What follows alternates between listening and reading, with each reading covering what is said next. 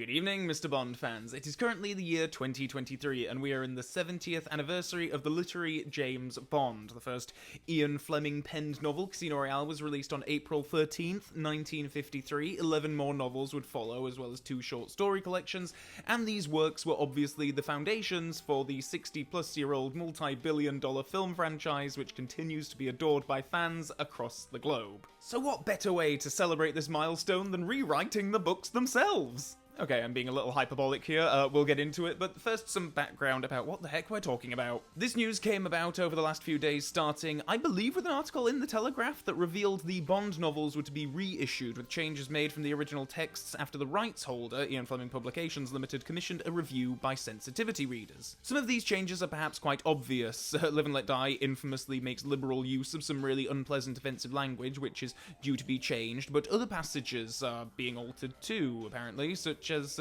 this one is cited in the Variety article about the news story. This is also from Live and Let Die.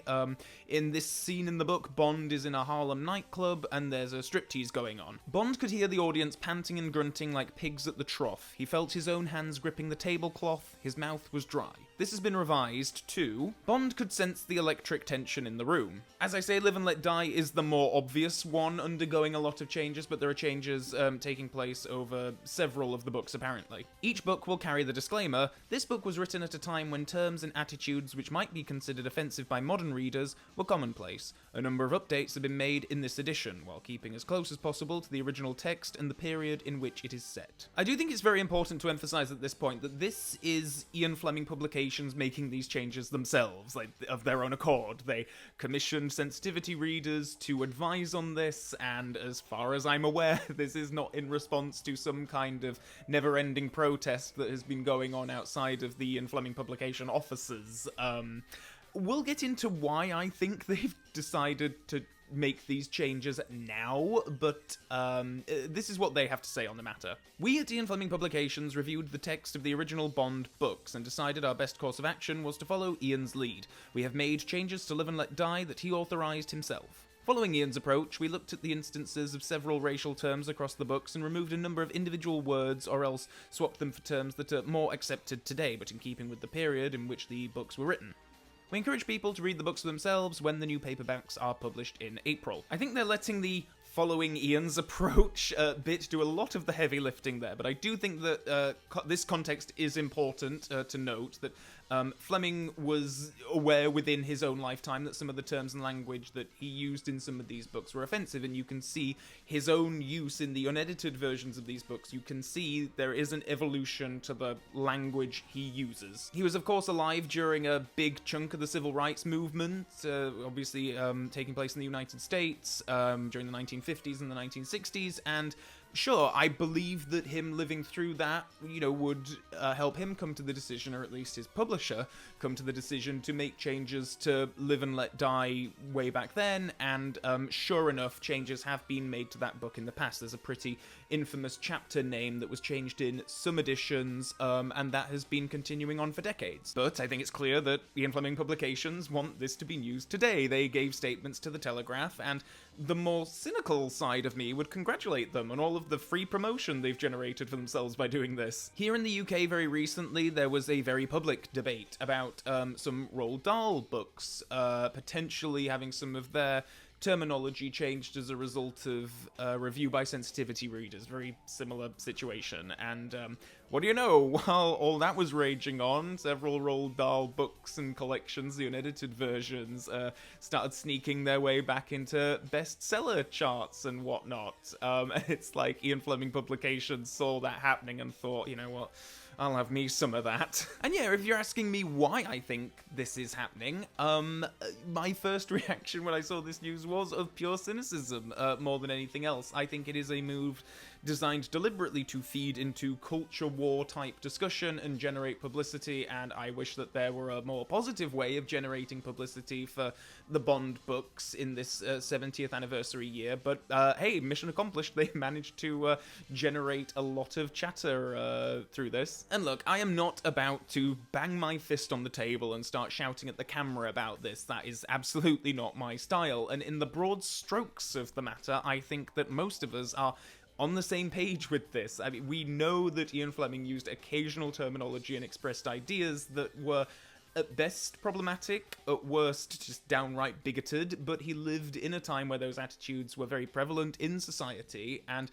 they made their way into his work. They reflect some of the prejudices that were commonplace at the time they were written. They were wrong then, they are wrong now, and I think most people will acknowledge that. When I read a book from 70 years ago, or watch a film from 100 years ago, or for God's sake even watch it like a TV show from 20 years ago, like, I'm very aware that, hey, there might be some things in this that do not reflect well on the author, the publishers, the culture in which it was made, but I understand historical context, and yeah, I've read all of the Fleming books, and yeah, there are times when I was reading them in the last couple of years, you get to some bits and you go, yikes. I don't know if the publishers were just trying to get ahead of any potential criticism that might have been thrown their way for these latest editions, but then, I mean, these books have been reprinted pretty much non-stop for years.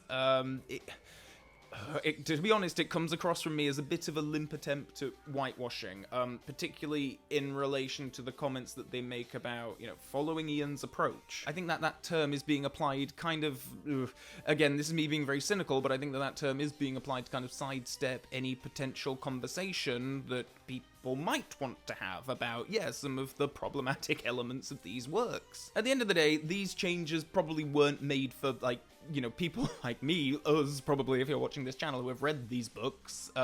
I assume that they're being made for casual consumers who might just download a Bond book on their Kindle. They might have never read them before. They figured they'd give them a try, and I suppose that the worry would be that they would get into some of the racist language and not want to continue, but I feel like censoring to make the book overall more palatable is kind of hoodwinking people into believing that those attitudes weren't held by Ian Fleming when they clearly were, and yeah, he might have grown and changed his mind over time, but the fact is that these books were published how they were, when they were, and to change them feels to me like it's drawing a veil over these things rather than actually confronting them head on. I'm a big animation geek, and I used to have DVDs of the classic Looney Tunes shorts, and on those DVDs there was an introduction by Whoopi Goldberg explaining some of the historical context behind some of the content of those shorts. Now, some of the cartoons here reflect some of the prejudices that were commonplace in American society, especially when it came to the treatment of racial and ethnic minorities. Now, these jokes were wrong then, and they are wrong today. But removing these inexcusable images and jokes from this collection would be the same as saying they never existed. So they are presented here to accurately reflect a part of our history that cannot and should not be ignored. And that's kind of where I sit with this. I feel like it's the wrong way to go to edit and censor these things rather than acknowledge and educate. Now, on the flip side of this, I do want to say that I'm not about to sit here and judge anyone who perhaps would rather read these edited texts. I find it interesting that apparently these edits have been somewhat selective, according to the reports that I've read. Like, there is still some very derogatory language present in some of these books. In Variety, they cite disparaging remarks about the Korean henchman Oddjob remains, as does calling homosexuality a stubborn disability, which I find curious. Like, if you're gonna do this, why are you halfway housing it? But anyway, if a big stumbling block for anyone reading the Bond books is some of this terminology and this language, and these edits help you come to the books and enjoy them, then that's a good thing, quite frankly. I do also think that there's been an awful lot of hyperbole around this topic. I can't imagine that the unedited versions will ever disappear entirely, or at least I sincerely hope that they wouldn't.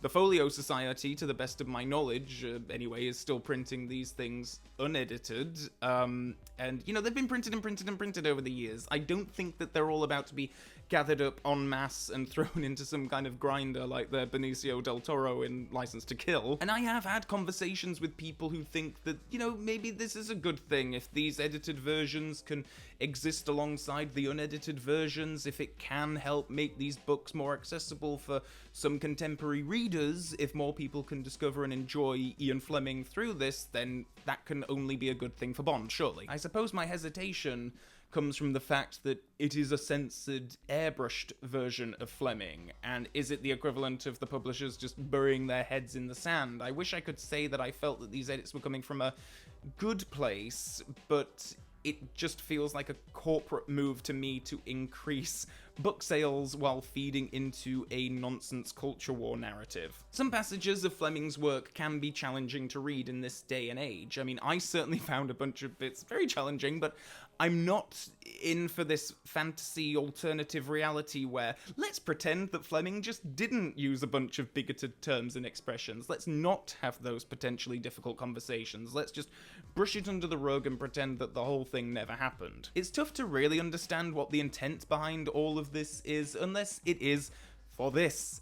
We are all talking about it. Maybe the sales on the currently available unedited Fleming books have skyrocketed over the last few days. But like I say, it feels like a bit of a just a grubby way to improve sales to my mind. Like I say, maybe this will well bring in a new generation of readers, and if it does, then great, but I don't know. I'm not sure that anyone coming to read any of Fleming's books is going in completely unarmed or, you know, without any kind of historical context or understanding that, yeah, you know what, there might be some very questionable stuff in these books. Anyway, let me know your thoughts on this in the comment section below. Feel free to try and change my mind if you're of a different thought process. I'm kind of, my back goes up instantly at sort of the censorship of art, even if it is for apparently very well-intentioned reasons. I think